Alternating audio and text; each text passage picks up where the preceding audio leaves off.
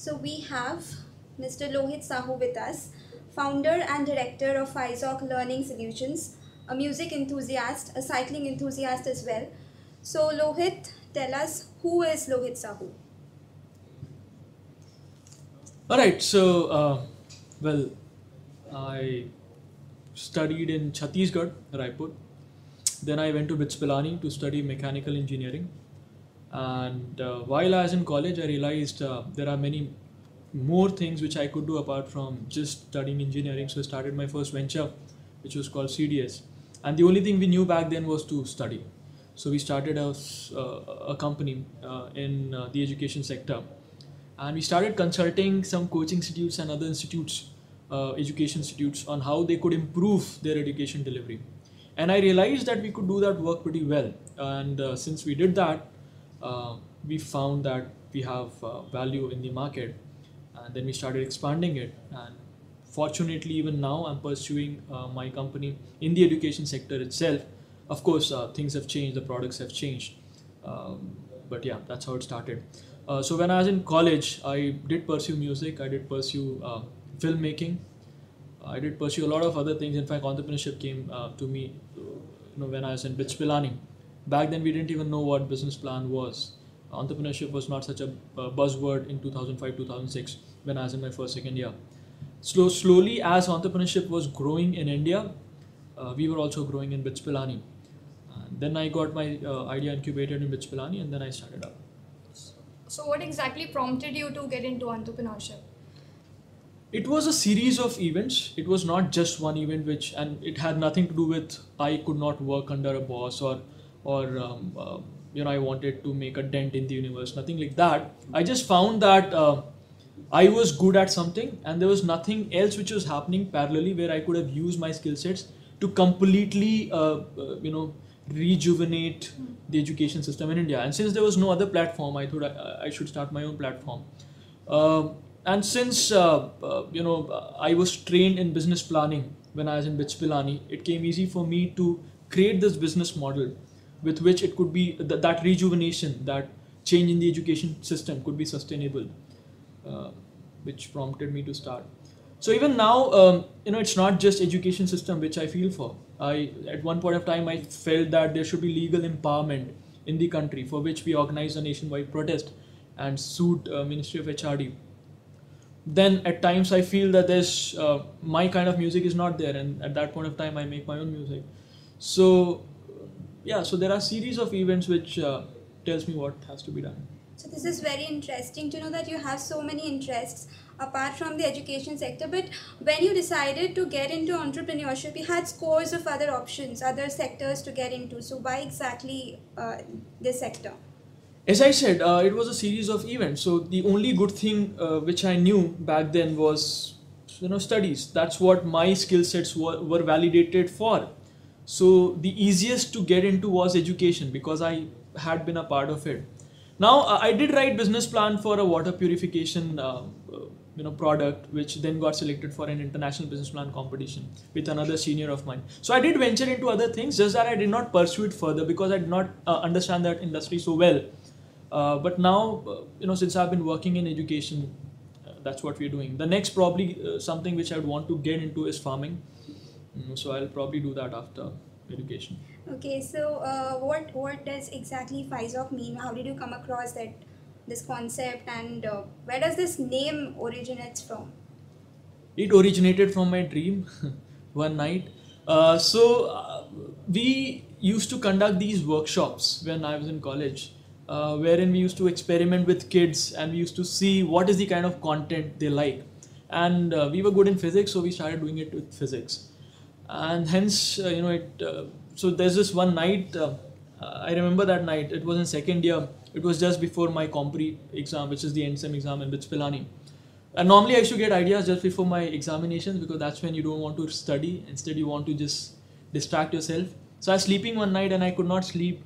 And then I just thought of this model that, hey, you know what, students like our kind of approach in physics. What if we just take up a theater and instead of showing movie there, we show physics there in a very interesting manner and just charge them 150 rupees. What is the capacity of a theater? And we thought 500.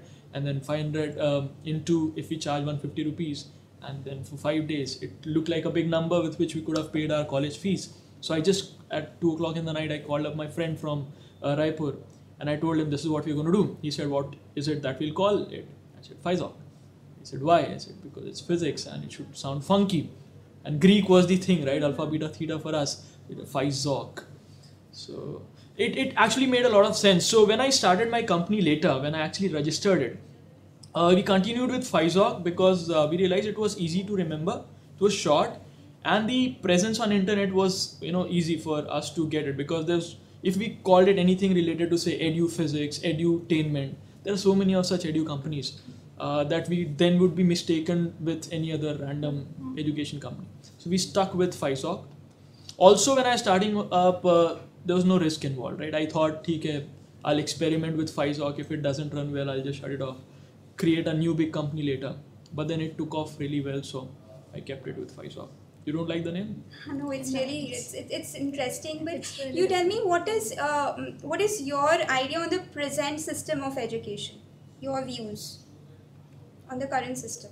I think it's like, and I use it in many of my talks, I think it's like a pajama right now. One size fits all. And which is what we're working for. So we're trying to change it from a pajama to a tailor-made trouser so that students look smart. Obviously, this is all euphemism. So what I mean to say is that education delivery then should be customized to every student. It should be personalized. Now, these words have been used in international platforms a lot, but nobody has given a clear map on how can we customize education delivery. So we are doing that with our flipped classrooms, wherein we are mixing it with creative elements and standard tasks in teaching, which is how we then deliver the education in the classrooms. Okay, so you started up with Pilani and you came to Mumbai. Why Mumbai? Not just Mumbai, we are present in Rajasthan, we are present in Delhi. Mumbai is just one of the areas where we were accepted really well. So when I started up, it was not just Pilani. I put one office in IT Madras also and other geographic locations, because I wanted to experiment on how our kind of content delivery works in different geographies. So it was all in experimentation phase in 2009-2010, which is when, after that, when we were really sure that everything is working well, now we have a check in our hand, we went and registered our company in 2011 on 7th of January 2011. In fact, after that, we started getting a lot of awards because every research was done. Mumbai happened because one of my employees had a contact in Mumbai, and she said, this is this one school which is really progressive, and would you want to get in touch with them? I said, yeah, sure. And so they got in touch here, and we did the workshop. School loved it. They said teacher training, we did that too. And then obviously Puda School, which is one of our clients, biggest clients in Mumbai, had many different progressive ideas. We worked together and we created various different experiments, beautiful products together. So Business World has recently given Faizok as the top 10 young startup. Would you like to say something on that? Yeah, it was not recent. In fact, it was one of the first awards which we got. 7th of January 2011 is when we registered. February 2011, we were listed as one of the top 10 startups in India. That happened, I think they were scanning through startups. I don't know, so we keep getting forms, we just fill them up. We don't even keep a track of that because, just a formality for us, which we need to keep doing to tell people what is it that we're doing. And once we did that, suddenly I got an email saying that, hey, you're one of the top 10 startups in India. That was a really good thing because, I earn money. That's all right. So that's my validation. And I see how happy students and education industry is. But my parents don't really know what's happening here, right? So they always are in doubt, and they always keep asking me, when are you going to do an MBA? It doesn't matter if I tell them that, hey, you know what, I recruited people from IIMs. So they still want me to get into IIMs. So these awards tell them that your son is doing something worth doing. So this is why awards work really well for us. So after that, for example, when I got this BITSA Global 30 and the 30 award, which is a global award given to 30 people under different categories, and I got it for entrepreneurship. My father wrote an email to me telling me that we don't know how much you're earning, but even if you're not earning anything, we're still proud of you because of this particular award which you've got. And if you need any money, I'll be ready to send that. He still asks me, do you need any money? So yeah. It's really nice to know that your parents are so proud of you. They must be. Tell me, you're from BITS, so you must have seen your friends getting high paying jobs, and there must have been temptations at times. But you've taken the more difficult path. So how was it? How was the initial struggle, and how was everything? It wasn't really too much of struggle. Now, for example, right now the payment which I get is like quite higher quite higher than what I could have got if I took up a job. But initial first 2 years were not.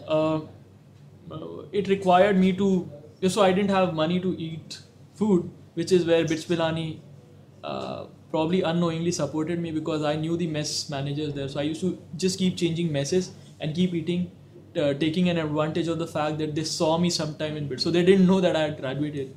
But still I used to go and eat there. For 8 months I didn't pay. I just ate food. I stayed in a place in BITS Pilani itself. So there I didn't have anything to spend on. So most of my time would go researching, thinking of ideas, making business plans. I didn't have any employees then. So yeah. So I remember, my father called me up. I didn't visit home for 1.5 years because I didn't have money to go back home. So my dad called me, and there's another unknown person in Pilani, and he said it's Diwali time, you should go and give them sweets. I didn't have money to buy sweets. So still I bought some and gave it to him. So initial first 2 years were not bad as such, but yeah, struggle was there. But I think that's when you come out with various ideas to work around things and create something good. Oh, so you said you were looking into the farming as another venture of yours. So tell us something about that. Why farming? Why farming? Because somehow I love struggling, and farming looks like a sector where I can struggle really hard, and also the scale is really huge.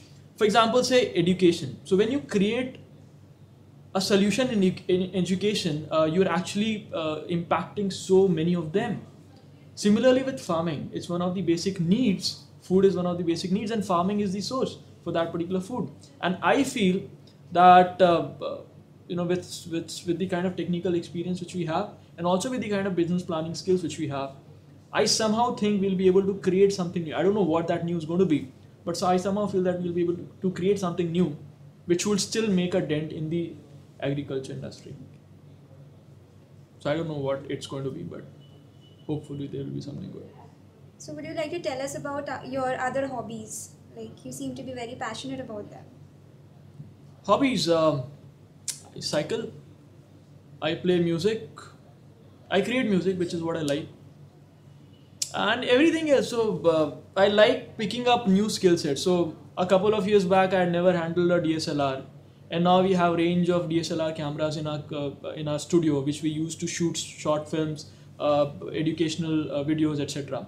So now that we could do because we are passionate about learning something new. All my employees are the same way, so they like painting. So this time, in fact, we are getting into 3D painting and 3D modeling, which we'll probably use. And now you'd see our videos like Batman videos, where there'll be buildings, and there'll be helicopter flying around the buildings, and then the teachers teaching in that particular way. So that's something which we're looking at now. And so you've taken interns from IIMs, and IIT guys are also coming up. So what do you think is attracting them to this sector, to the education sector? Because few years back, even maybe 2 to 3 years back also, this craze for this sector was not there among these kinds of students. So what do you think is driving? One, stipend. Two, I think I've seen a huge shift in the mentality of people, because everybody has realized that unless you work and struggle, you don't get the fruits. So when you actually go for a bigger company and you work in a smaller project, you don't really struggle much. Instead, you just spend 2 months in that particular company, and you can write a lot of things on your resume probably, but when you actually are speaking about it, you won't have a story to tell. Whereas when you come to my company, when you come to any other startup which is working on the ground, you get to handle things, you get to do things on the ground, and then you make story for yourself, which is what sells later. So I think what's attracting them, if I have to say, it'll be the story which they can make for their life. Okay, so there would be students who would like to take up entrepreneurship just like you did, inspired from you by you. So what tip would you like to give them if there is any? Oh, there's no tip as such. If they want to go for entrepreneurship, they should. What are the key notes they should keep in mind?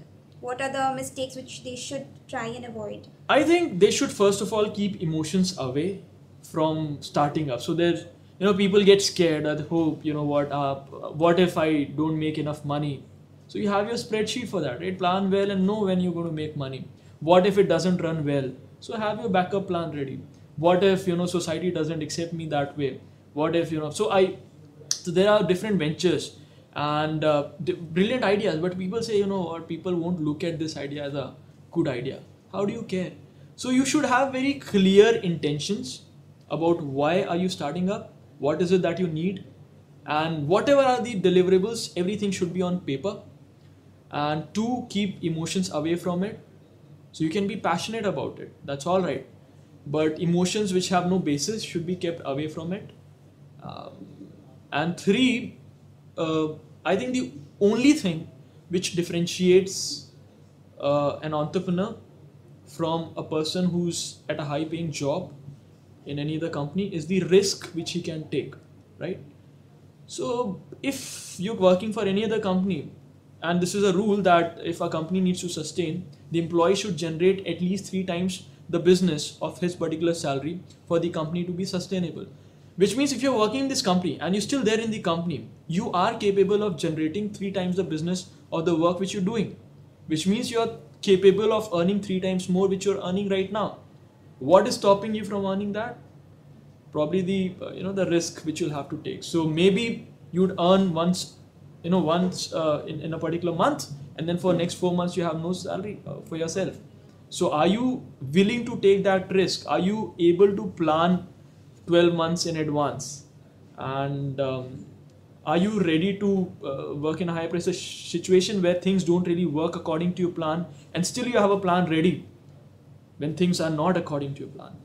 So they should know that they're going to take huge risks and don't cry about it later that, see what has happened. Okay, so my last question is, how do you see this sector in 5 years' time? I've always believed education is a trendy sector, and anything which is trendy is, in a circular form. So you realize it. We wear clothes, right? And the same thing would go on in say 70s, and then 80s would say no, smaller collars, and then 2000 would again say no, bigger collars. So you're not really making any change here as such. Education also. So Gurukul was the one with which we used to study. And then you said no, bring in mass delivery. So you had classrooms and 50 students sitting, and then you had digital classroom and 50 students sitting. And again it has come back to personalized learning, where you say, acha, nahi, you know what, let's go to experiential and personal learning, which is exactly what Gurukul system was. So I think it's trendy, but again the scale has to keep going up. So what I see happening is it'll still follow the same circle, just that technology would enable it to follow the circle instead of, so we're still going to go back to Gurukul, but with say flipped kind of methodology or things which Faizok is developing to achieve Gurukul system. So technology would play a major part in getting the school education back to what it was long time back. So I guess There is this one more question. We see a lot of businessmen doing philanthropy work, donating huge chunks of their money to NGOs. So are you a philanthropist too? Okay, so I should be capable enough to be a philanthropist. So I just recently became capable enough. So this year we've sponsored a lot of events. I started giving back to bits. So I love theatre, and I realized that love for theatre when I came to Mumbai, and I sit almost every day in Prithvi Theatre here. And when I went back to campus in Pilani, the students there, the Hindi drama club there was promoting theatre on campus, and I said, hey, if you need any help, let me know. I have studio, I have any They said, we need money. I said, okay, take money. Call artists. So they called Rajat Kapoor and King Lear. What is that? Vinay Pathak. They called both of them and they performed really well. The whole auditorium was filled. And I felt really good that I had a part to play in promoting theatre there. And now recently we sponsor technical festival there. We've kept sponsoring entrepreneurship on campus. And then I'm starting another NGO also, which would help take FISA kind of methodology to areas where they can't really afford that so much. So, Lohit, it was really nice having you. You took out time from your busy schedule. So, thank you so much. We had a deep insight on your thinking, your ideas, your struggle, and your future plans. Thank you so much. Thank you. Thank you.